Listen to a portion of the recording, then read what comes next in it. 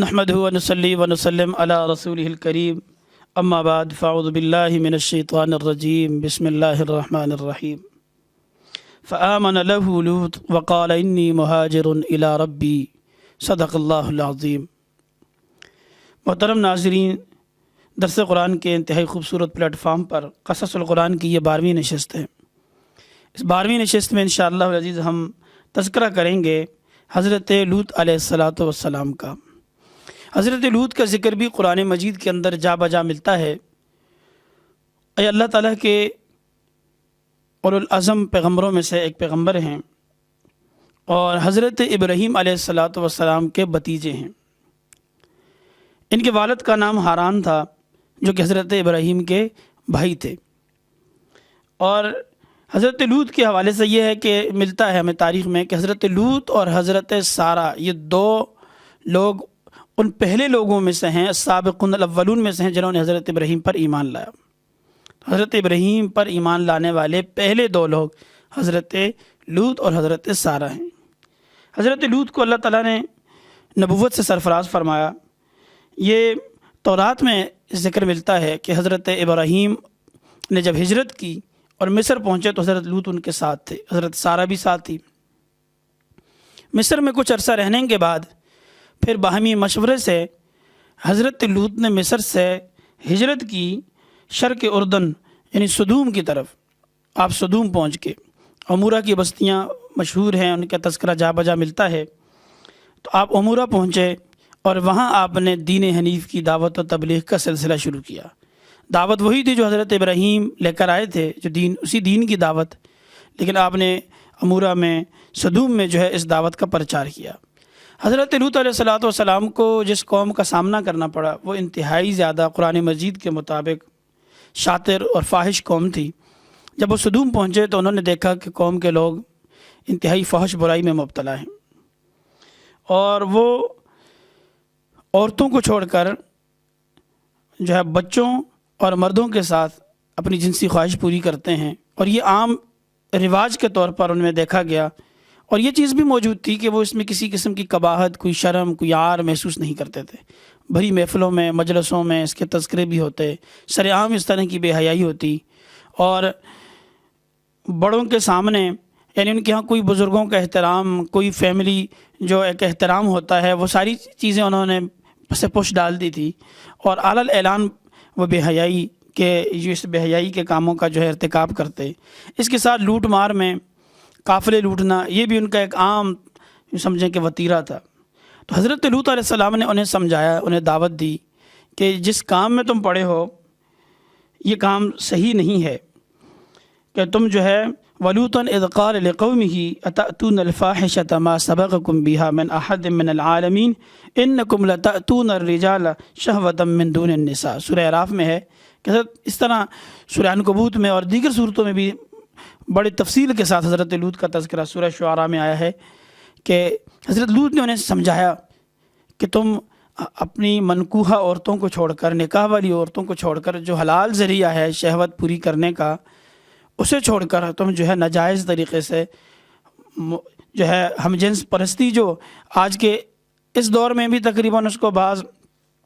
لوگوں نے عام طور پہ جائز قرار دیا ہے، اور بعض جو ہے نا ممالک کے اندر باقاعدہ آج بھی اس کا پرچار ہو رہا ہے۔ تو یہ قوم لوط کا طریقہ تھا اور قوم لوط اس میں مبتلا تھی، لیکن حضرت لوط کے سمجھانے پر وہ سمجھے نہیں، بلکہ حضرت لوط کے مخالف ہو گئے اور حضرت لوط سے کہنے لگے کہ تم یہاں سے نکل جاؤ، کیونکہ لوط اور لوط کا خاندان ایک تنزیہ طور پہ کہنے لگے یہ بڑا پاکیزہ ہے، پاکیزہ خاندان ہے، لہٰذا اسے یہاں رہنے کی کوئی ضرورت نہیں ہے۔ تو لوط علیہ السلام کو دھمکیاں دینے لگے کہ تم اس بستی کو چھوڑ کر یہاں سے نکل جاؤ جتنے جلدی ہو سکے، بجائے اس کے کہ تم ہمیں منع کرو اس کام سے۔ لیکن جو سرکش اور نافرمان قوموں کے ساتھ ہوتا چلا آیا ہے، یہاں بھی کچھ اسی طرح ہوا کہ حضرت ابراہیم علیہ السلام جو حضرت لوط کے جو ہے چچا بھی تھے اور حضرت لوط کے پیغمبر بھی تھے، حضرت لوط علیہ السلام انہی کے دین کی دعوت کا پرچار کر رہے تھے۔ حضرت ابراہیم علیہ السلام سے کچھ مہمان ملے اور وہ انہیں گھر لے آئے، اور وہ گھر لے آئے، ان کو کھانا کھلایا، اور کھانا کھلانے پر جب کھانا ان کے سامنے رکھا تو انہوں نے کھانا نہیں کھایا، بلکہ حضرت ابراہیم کے اضطراب اور بے چینی کو دیکھ کر ان سے کہا کہ ہم کھانا کھانے نہیں آئے بلکہ ہم قوم لوط کی طرف عذاب لے کر آئے ہیں۔ حضرت ابراہیم سے ہو کر وہ پہنچے حضرت لوط کے پاس۔ جب حضرت لوط کے پاس آئے تو وہ انتہائی خوبصورت، حسین و جمیل لڑکوں کی صورت میں حضرت لوط کے پاس آئے۔ تو حضرت لوط علیہ السلام نے ان کو دیکھا تو بڑے پریشان ہوئے کہ قوم کے لوگ انتہائی فحش ہیں، بے حیا لوگ ہیں، اگر انہیں پتہ چلا کہ لوط کے مہمان جو ہیں وہ اس طرح خوبصورت اور پیریش نوجوان ہیں تو وہ پیچھے پڑ جائیں گے، اس لیے حضرت لوط علیہ السلام غمزدہ ہوئے، پریشان ہوئے۔ تو حضرت لوط کی پریشانی دیکھ کر فرشتوں نے بالآخر ان کو بتلایا کہ وہ اللہ کا عذاب لے کر آئیں، وہ ملائکۃ اللہ ہیں، اللہ کے فرشتے ہیں، حضرت لوط کو گھبرانے کی ضرورت نہیں ہے۔ ناظرین، حضرت لوط کے ان مہمانوں کا پتہ جب قوم لوط کو چلا تو وہ حضرت لوط کے گھر پہ امنڈ آئے اور مطالبہ کرنے لگے کہ انہوں کے حوالے کیا جائے۔ حضرت لوط نے یہاں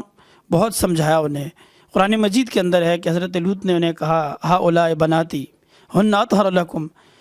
کہ یہ قوم کی جو بیٹیاں ہیں، یہ جو تمہاری منکوحہ عورتیں ہیں، یہ میری بیٹیوں کی طرح ہیں، تم اپنی ان بیویوں کے ساتھ جو ہے اس خواہش کو پورا کرو، یا ان عورتوں کے ساتھ نکاح کر کے جو ہے اپنی شہوت کو صحیح جو طریقہ ہے اس کے تحت استعمال کرو، بجائے اس کے کہ تم اس برائی کا ارتکاب کرو۔ لیکن قوم کے لوگ تو ماننے کے لیے کسی صورت میں تیار نہیں تھے۔ پھر حضرت لوط علیہ السلام کے سمجھانے کے باوجود جب قوم کا اصرار حد سے بڑھ گیا تو فرشتوں نے حضرت لوط علیہ السلام کو بتایا کہ آپ رات کی پہلی پہر ہی اس بستی کو چھوڑ کر یہاں سے نکل جائیں اپنے اہل خانہ کے ساتھ، اس قوم پر عذاب آنے والا ہے۔ اور یہ بھی بتا دیا کہ ان کی اہلیہ، حضرت لوط کی اہلیہ جو ہے وہ ان کافروں میں سے ہے، لہٰذا وہ بھی اس عذاب میں غرق ہو کر رہے گی۔ حضرت لوط اپنی اہلیہ کے ساتھ اہل خانہ کو لے کر نکلے ہی تھے کہ کچھ دور جا کر ان کی اہلیہ واپس ہوگی، اور باقی وہ اپنے اہل خانہ کو لے کر نکل گئے کہ فرشتوں نے اس پوری بستی کو، پورے تختے کو اٹھایا اور اوپر لے جا کر اسے زمین پہ پٹخ دیا، اور پھر اس پر ایک پتھروں کی بارش کا ایک ایسا سلسلہ شروع ہوا کہ قوم لوط رہتی دنیا کے لیے ایک عبرت بن گئی، ایک عبرت کا نشان بن گئی۔ اللہ تعالیٰ باغیوں کو، نافرمانوں کو، حد سے زیادہ گزرنے والے بے حیاؤں کو کس طرح تہہ تہس کرتا ہے، کس طریقے سے تہہ کرنے کے بعد یعنی انہیں تباہ و برباد کرتا ہے۔ اللہ تعالیٰ نے رہتی دنیا تک کے لیے ایک داستان، ایک عبرت چھوڑ دی۔ قوم لوط کے ان افعال سے اس وقت بھی دنیا کو سیکھنے کی ضرورت ہے۔ ناظرین، اس وقت بھی دنیا کے اندر ایک بڑا طبقہ ہے جو ہم جنس پرستی کو ہوا دے رہا ہے، جو بے حیائی اور فحاشی کا فروغ چاہتا ہے، جو ان چیزوں کے حوالے سے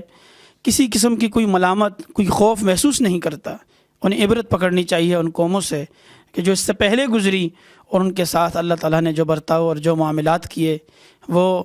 رونگٹے کھڑے کر دینے والے ہیں، دل دہلا دینے والے ہیں۔ اللہ رب العالمین ہمیں دین اسلام کی صحیح سمجھ اور صحیح فہم عطا فرمائے اور اس کے مطابق اپنی زندگیاں بسر کرنے کی توفیق عطا فرمائے۔ وآخر دعوانا ان الحمدللہ رب العالمین۔